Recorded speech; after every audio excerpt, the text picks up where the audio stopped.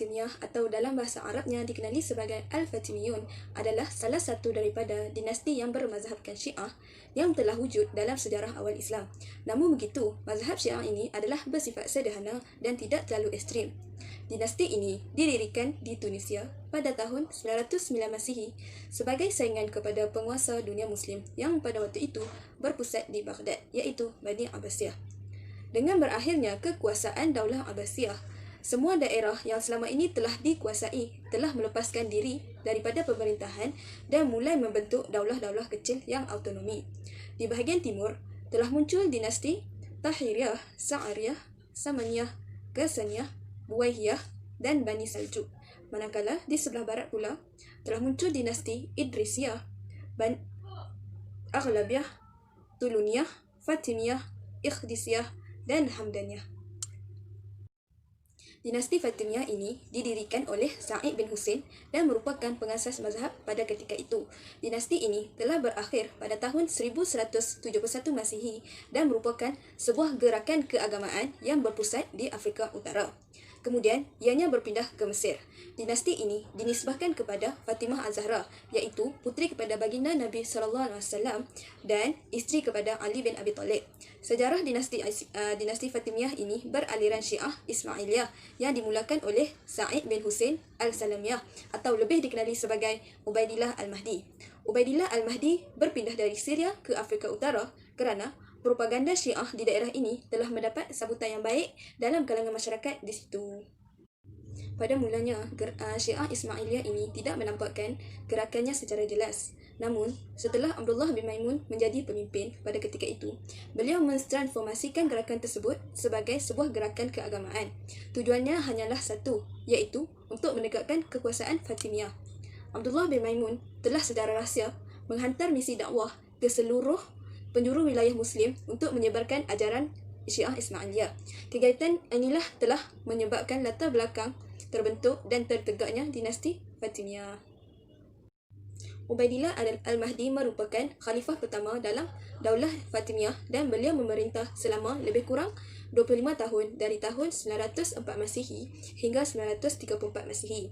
Dalam masa pemerintahannya, Al-Mahdi melakukan perluasan wilayah kekuasaan ke seluruh Afrika dan mendirikan kota baru di Tunisia yang diberi nama Mahdiyah. Kota itulah yang telah menjadi pusat pemerintahannya. Di Afrika Utara, mereka menyebarkan kuasa dengan lebih cepat dan luas.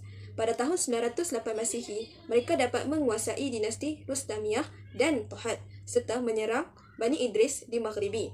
Misi utama mereka hanyalah untuk menyuntik kepercayaan umat Islam bahawa mereka adalah keturunan Fatimah binti Rasulullah.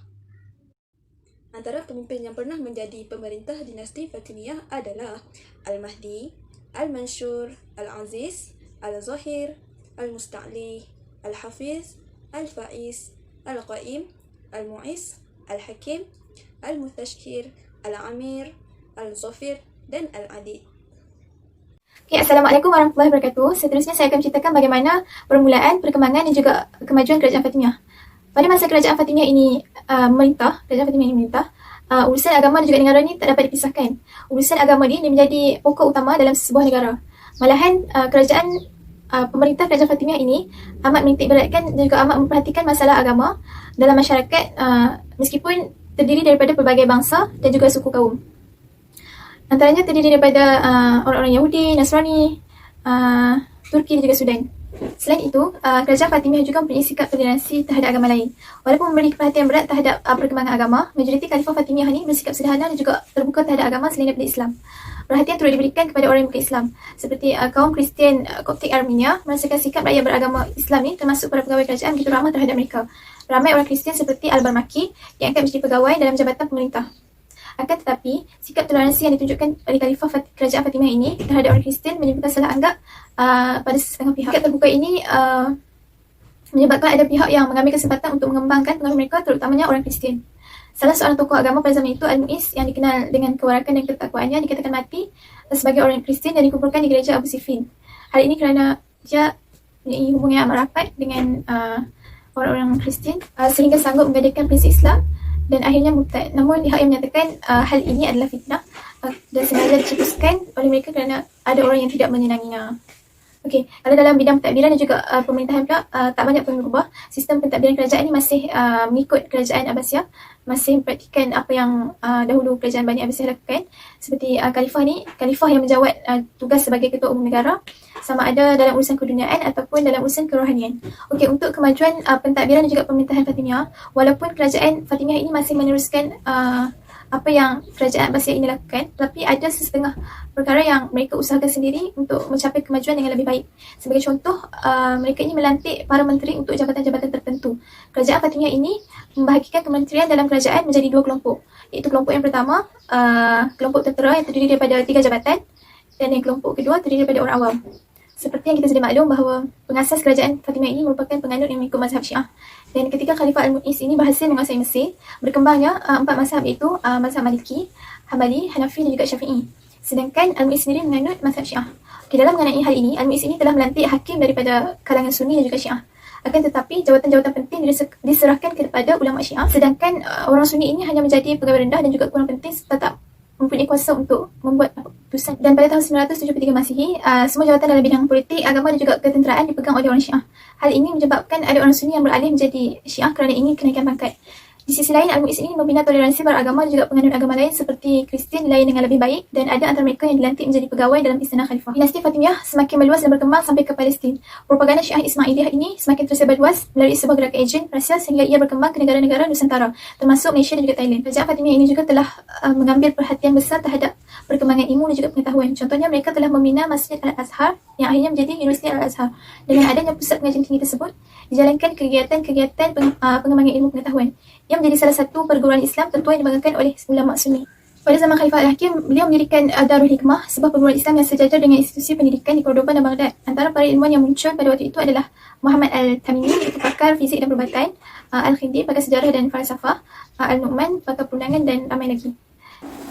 Zaman kemunduran dan kejatuhan kerajaan Fatimiyah. Tanda-tanda kemunduran kerajaan Fatimiyah ini terlihat sejak penghujung pemerintahan Khalifah Al-Aziz. Namun ia dapat dilihat dengan lebih jelas.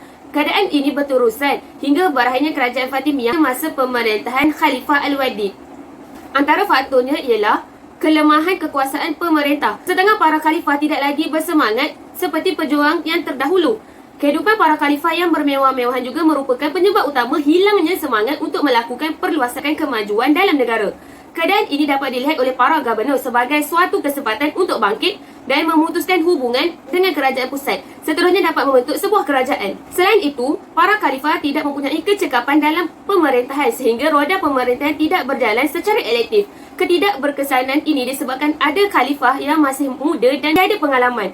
Mereka ibarat boneka di tangan wazir yang hanya dominan untuk mengaturkan urusan. Bukti lain ketidakkecekapan khalifah ini munculnya penentangan di pihak orang Kristian terhadap penguasa. Penentangan ini berlaku disebabkan orang Kristian tidak senang dengan perubahan yang dilakukan oleh Khalifah Al-Hakim yang dianggap menghapuskan hak-hak mereka sebagai warga negara. Perubahan dasar tersebut mengandungi 3 alternatif yang berat bagi orang Kristian.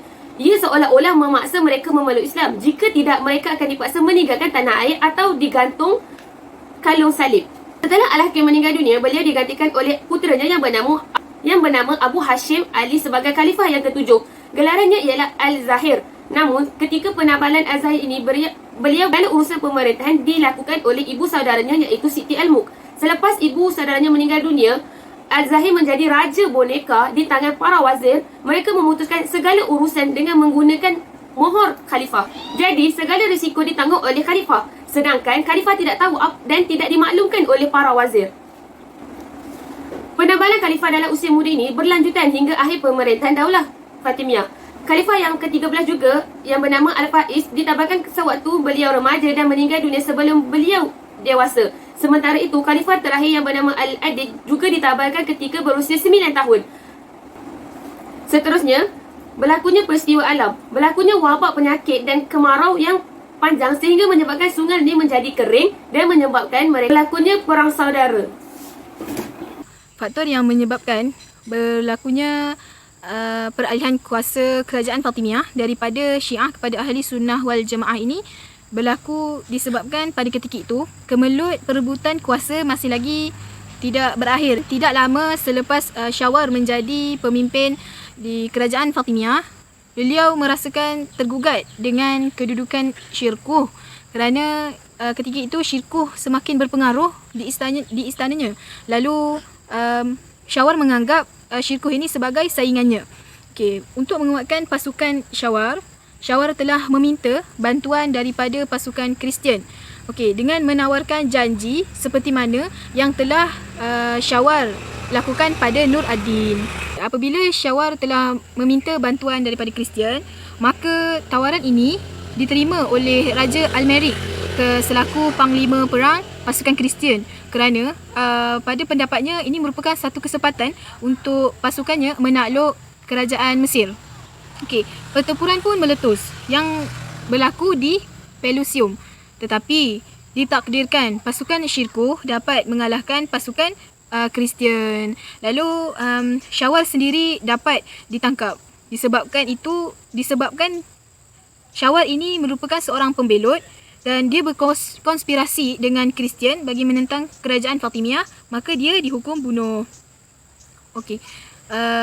Dengan kemenangan ini, Syirkuh dinobatkan sebagai wazir. Setelah dia meninggal dunia, jawatan wazir diserahkan kepada Salahuddin Al-Ayyubi. Dengan berkuasanya Salahuddin Al-Ayyubi, maka berakhirlah kekuasaan pemerintahan Daulah Fatimiyah. Okey, diumumkan bahawa ketika itu terbentuklah satu dinasti yang baru yang diberi nama Ayyubiyah. Okey, dengan itu juga orientasi fahaman kerajaan berubah dari Syiah kepada Ahli Sunnah wal Jamaah. Okey, akhir sekali Khalifah Fatimiyah ini berakhir pada tahun 567 Hijrah atau bersamaan 117 Masihi. Okey, untuk mengelak sebarang serangan dari kalangan Saki-Baki dinasti Fatimiyah, Salahuddin telah membina satu benteng bukit di Muqattam dan menjadikannya pusat pemerintahan dan kawasan markas tentera. Kini benteng tersebut masih berdiri kukuh di kawasan pusat Misrul Qadim ataupun Mesir Lama. Sekian, itu sahaja daripada kumpulan kami. Semoga segala perkongsian yang kami kongsikan ini dapat memberi manfaat dan meningkatkan serba sedikit ilmu pengetahuan tentang sejarah kerajaan Fatimiyah